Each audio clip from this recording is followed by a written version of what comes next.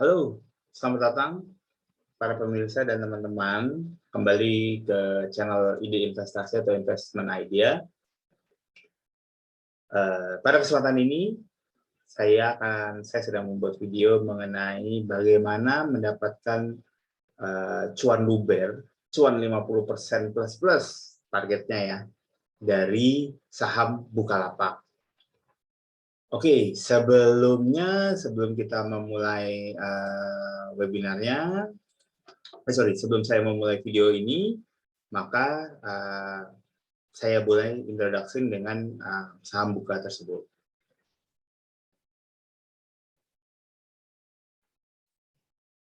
Oke, saya buka dengan chart saham Buka.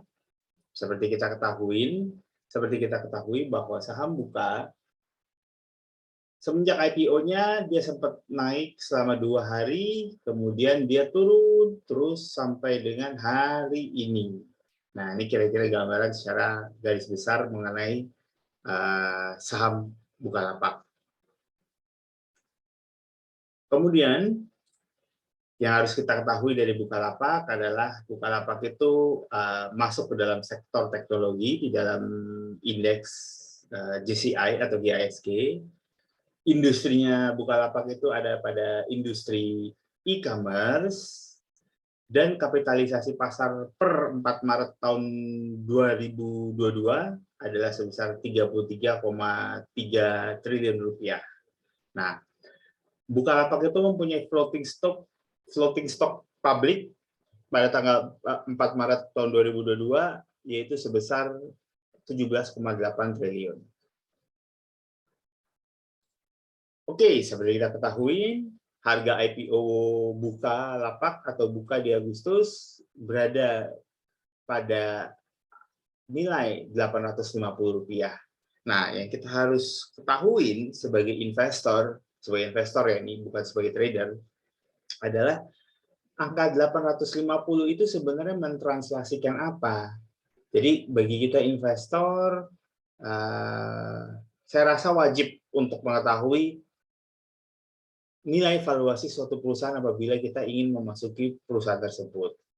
Jadi, ya kita tahu IPO Bukalapak itu ada di angka Rp850, sebenarnya angka tersebut mencerminkan fundamentalnya itu seperti apa. Nah, mungkin di saham biasa itu kita kayak ngomongnya berapa PBV atau berapa price earning ratio yang dapat dicapai atau Bukalapak akan IPO. Nah, sayangnya Bukalapak itu pada saat IPO dan sampai dengan saat ini nilai net income mereka adalah masih merah, masih negatif. Jadi kita akan sangat sulit untuk mencari berapa nilai price earning rasionya. Jadi model kayak Bukalapak ini valuasinya adalah dia tidak memakai PBV ataupun tidak memakai PET. Nah, jadi secara ini kita sedikit historis flashback ke belakang, maka berdasarkan bacaan yang saya baca adalah harga IPO Bukalapak di 850 itu adalah sama dengan 2,5 kali EV per GMV. Nah, EV per GMV, EV itu adalah enterprise value per GMV, gross merchandise value.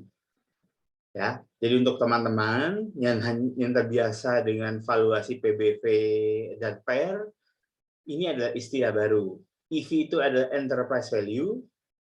Itu teman-teman bisa browsing, ada di Google. Kurang lebih dia adalah menghitung nilai kapitalisasi pasar, ya. Jadi kapitalisasi pasar dikurangi dengan debt dan kapitalisasi pasar ditambah dengan besar utangnya dikurangi dengan nilai cash. Jadi menurut saya EV ini adalah penilaian yang paling baik karena dia tidak menghitung cash sebagai aset. Nah, mungkin teman-teman bertanya, kan Bukalapak belum IPO, kok kita bisa tahu kapitalisasi pasarnya sebelum IPO? Ya, kita bisa. Karena model seperti saham Bukalapak ini, mereka itu adalah saham teknologi itu terbiasa memakai sistem konsep investasi, ada seed funding, seed A, seed B, sampai dengan seed C. Nah, berdasarkan pendanaan Bukalapak yang terakhir, maka kita bisa asumsi bahwa market cap-nya adalah sesuai pendanaan yang terakhir dari Bukalapak tersebut. Atau misalnya Bukalapak terakhir melakukan pendanaan adalah seed C, berarti seed C itu adalah market cap terakhir yang dipunyai oleh Bukalapak. Oke, sekarang kita sudah mengetahui, waktu itu kita sudah mengetahui bahwa IPO Bukalapak di 850. Nah, angka 850 itu adalah sama dengan 2,5 kali enterprise value per GMV. Sedangkan GMV itu, gross merchandise value, adalah dia menghitung berapa nasabah yang masuk dan juga berapa nasabah yang melakukan transaksi di dalam platform Bukalapak. Nah, itu kira-kira gambaran sebagai gross merchandise value. Jadi bukan PBV atau PER seperti pada umumnya ya, Bapak Ibu teman-teman. Nah, untuk kita mengetahui posisi Bukalapak terhadap pesaingnya, jadi kita harus tahu juga berapa sih nilai atau harga pesaingnya. Nah, oleh karena itu sebagai gambaran kita harus mencari peers atau market leader e-commerce di Indonesia. Saya sebenarnya karena sempat sama-sama yang IPO ya, jadi saya sempat mencari perbandingan antara Bukalapak dengan Alibaba. Pada saat Alibaba IPO di tahun 2012 ya, 2012 atau 2014 saya agak nggak ingat, tapi dia Alibaba IPO di Nasdaq. IPO di Nasdaq dan kemudian Alibaba melakukan IPO di New York Stock Exchange, bukan di Nasdaq. Maaf, saya ralat. Jadi berdasarkan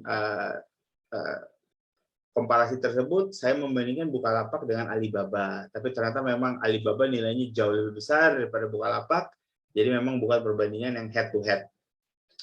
Nah, saya menemukan data bahwa peers atau market leader e-commerce di Indonesia pada saat Bukalapak mau melakukan IPO, nilai mereka hanya berada di 1,5 kali EV per GMV atau 1,5 kali enterprise value per gross merchandise value.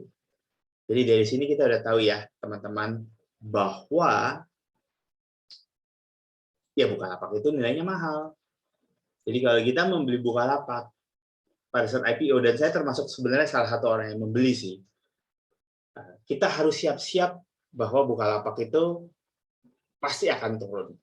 Karena kalau kita percaya valuasi, segala sesuatu yang terlalu divaluasi mahal dibandingkan pesaingnya, pasti dia akan mengejar nilai intrinsic value sebenarnya. Jadi seperti yang teman-teman telah ketahui, setelah IPO, beginilah nasib Bukalapak. Setelah IPO, oke, Caca belum masuk, tapi nggak apa-apa. Ya, kita sudah ketahui bahwa setelah IPO, Bukalapak turun terus sampai dengan level sekarang di 324. Ya memang ada sedikit rebound teknikal kecil, tetapi secara tren masih tetap turun. Nah, itu yang sudah berlalu. Nah, sekarang saya ingin sharing adalah bagaimana ketika kita bisa mendapatkan cuan lebar atau mencoba mendapatkan multi bagger dari Bukalapak. Jadi berikut ini saya share. Oke, setelah IPO dengan asumsi dari manajemen pertumbuhan Bukalapak adalah sebesar 50%, maka target price itu ada di 1.350. Nah, kebetulan target price ini dihitung oleh suhu saya, Ibu Agustini Hamid. Target price buka kurang lebih dicapai dalam 2 hari setelah IPO. Ternyata Bukalapak itu tertinggi adalah dia mencapai 1.330. Nah, seperti kita lihat, ini dia hari kedua Bukalapak adalah dia mencapai di angka sekitar 1.330. Hanya berbeda kurang 20 poin dari target price. Tetapi ya, kita sudah tahu data-datanya bahwa Bukalapak itu adalah satu kali di atas peers-nya, maka pasti Bukalapak itu harganya akan turun karena dia pasti akan mengejar ke nilai intrinsic valuasi yang sebenarnya. Jadi berbeda loh ya teman-teman, intrinsic valuasi sama relatif valuasi. Intrinsic valuasi itu biasanya adalah kita menghitung nilai yang akan muncul ke depan. Jadi kita masih estimasi. Sedangkan relative valuation adalah nilai yang tertera pada laporan keuangan terakhir. Jadi jangan kebalik-balik, karena saya sering melihat teman-teman melihat relative valuation sebagai intrinsic valuation. Salah. Relative valuation adalah PBV per yang sudah tertera pada laporan keuangan. Jadi ibarat kata per dan PBV yang sudah kejadian, yang kemudian kita perbandingkan dengan perusahaan sejenis dengan laporan keuangan yang sudah keluar. Sedangkan intrinsic valuation atau valuasi intrinsik adalah kita mencoba memvaluasi apa yang akan terjadi ke depan dengan laporan keuangan yang belum keluar. Ya. Oke. Kira-kira ini komentar saya sebelum Bukalapak IPO. Ini kita bisa lihat, ini adalah 4 Agustus 2021. Kebetulan banyak teman-teman yang bertanya mengenai gimana view tentang Bukalapak. Nah, di sini teman-teman bisa melihat view saya tentang Bukalapak adalah kita siap-siap harus siap-siap diguyur. Apabila kita memang tahu Bukalapak harganya IPO-nya terlalu premium. 2 kali enterprise value per GMV dari pesaingnya. Ya, saat itu saya tidak mau mengacaukan euforia. Jadi saya tinggal bilang jawabnya tinggal let's see. Hype retailers versus fundamental tech mana yang lebih pengaruh? Jawabnya ternyata fundamental menjawab segalanya. Hype retail dibabat habis oleh fundamental. Ya, jadi ini jauh sebelum komen-komen, wah ini ada yang ngeguyur apa segala macam. Jauh-jauh hari sebelum Bukalapak IPO, saya sudah memberikan komen, siap-siap diguyur karena Bukalapak ini sudah harganya udah premium pada saat dia melakukan IPO.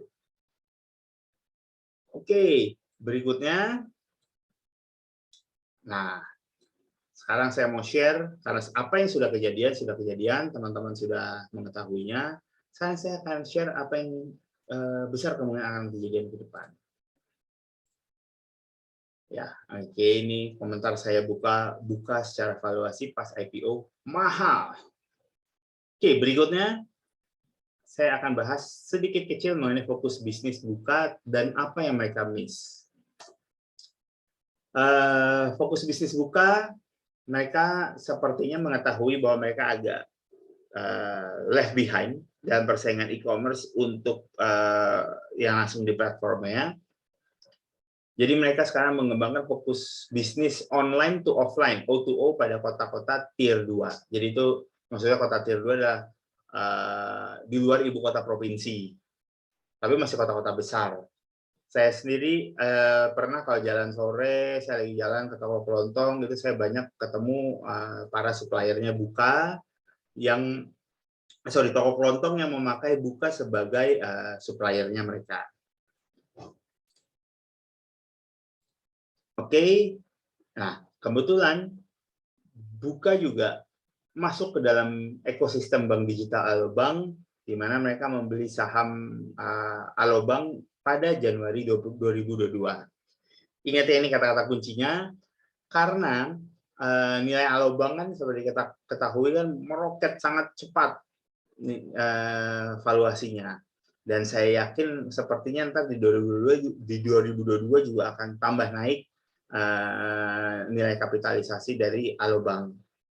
Oleh karena itu, laporan keuangan Buka tahun 2022, terutama atas investasinya pada ekosistem bank digital, yaitu di Alobank, Buka akan mengalami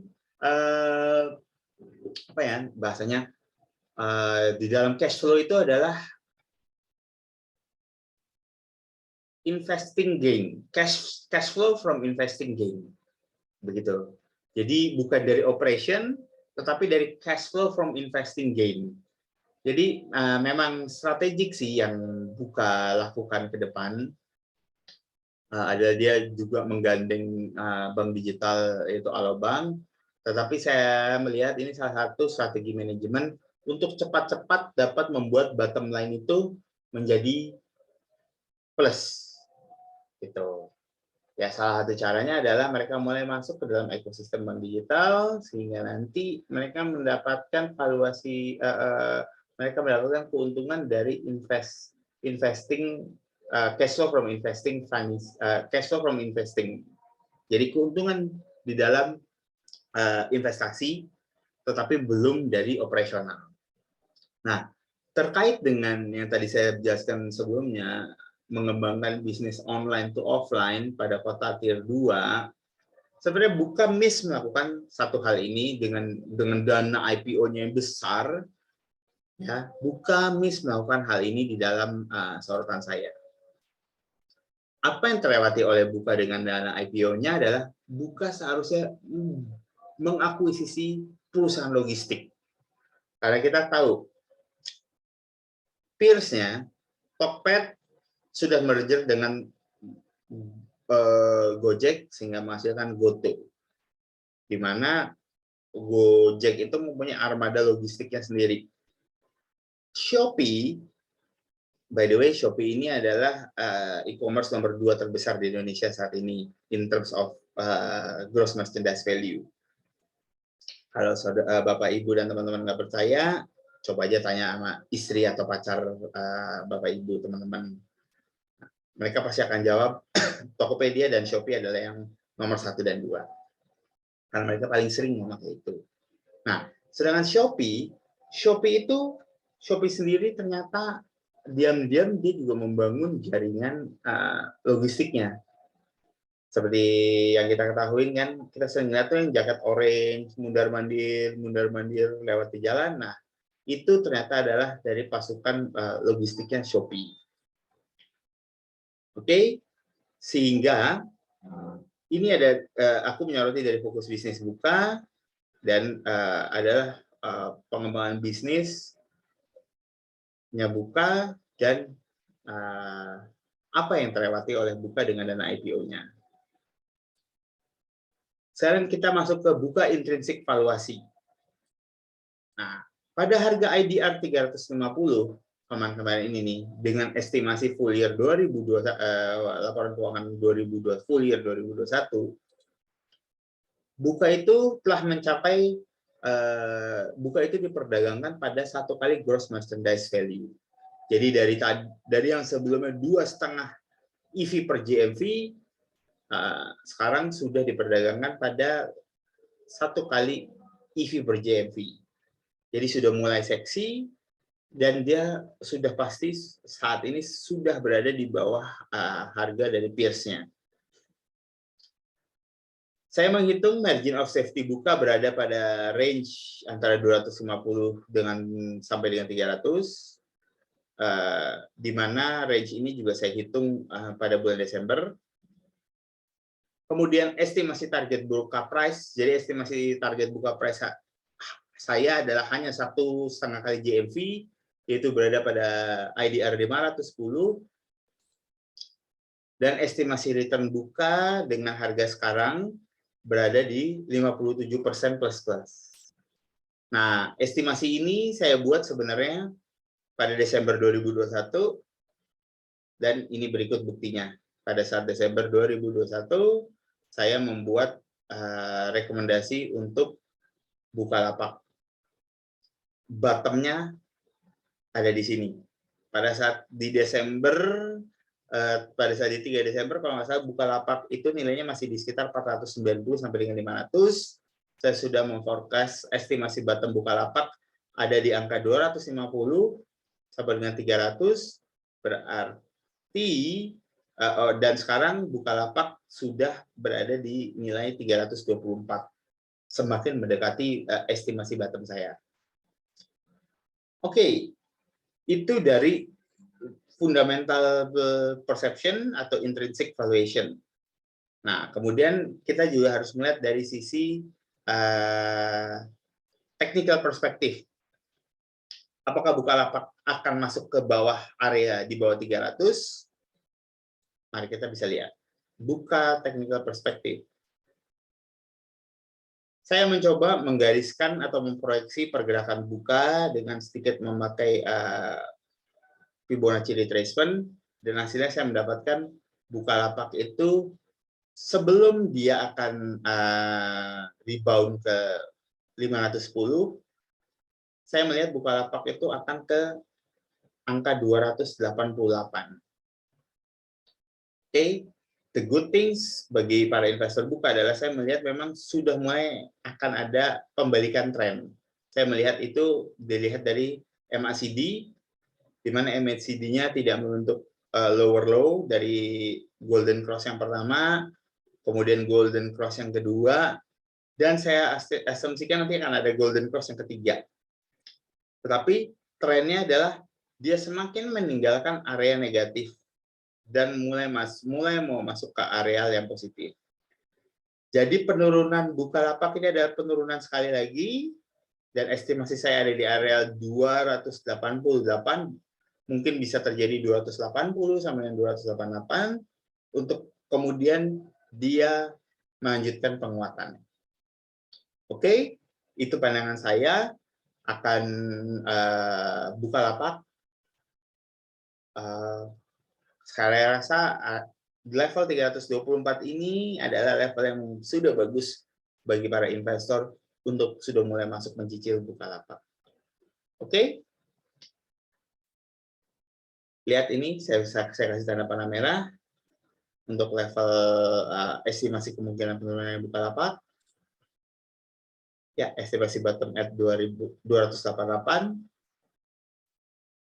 Sehingga bila hal ini terjadi, estimasi bottom di 288, maka estimasi return-nya ada di angka 77% untuk mencapai nilai valuasi Bukalapak di 1,5 kali GMV.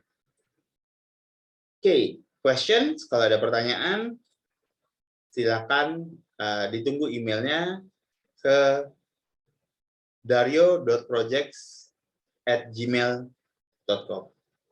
Oke, terima kasih semua Bapak Ibu teman-teman, dan happy trading, happy investing, dan stay tune juga terus dengan channel Investment Idea.